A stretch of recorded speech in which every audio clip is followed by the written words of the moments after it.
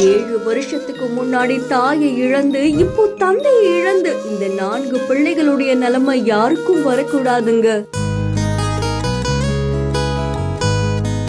வறுமையில வாடுற இந்த 3 பெண் பிள்ளைகளும் ஒரு ஆண் மகனும் இறுதி சடங்கு கூட செய்ய முடியாம தவிச்சு போயிருக்காங்க.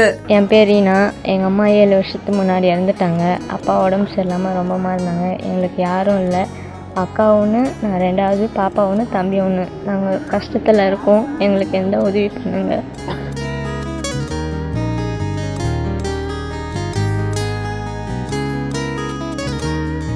தத்தெடுத்த கிராம மக்கள் அரசிடம் கோரிக்கை. 7 வருஷத்துக்கு முன்னாடி எங்க அம்மா இறந்துட்டாங்க. எங்க அப்பா உடல்நிலை செய்தி இல்லாம இப்ப இறந்துட்டாங்க. தமிழர்கள் முதல்வர் எங்களுக்கு உதவி செய்ய வேண்டும்.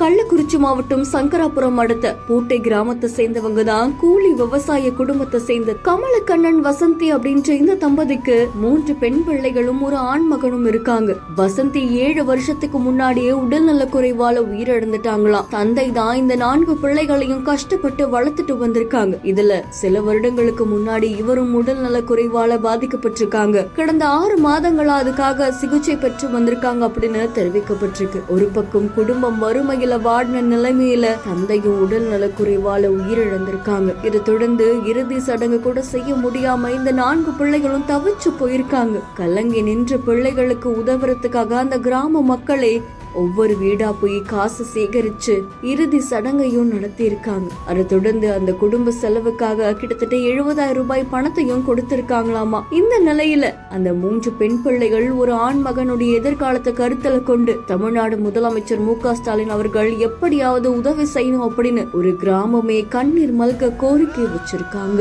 இந்த காட்சிகள் பலரையுமே கண் கலங்க செஞ்சிருக்கு. தந்தையையும் தாயையும் இழந்து வாடக்கூடிய இந்த 4 பிள்ளைகளுடைய நிலைமை பலரையும் சோகத்துல ஆழ்த்தியிருக்கு.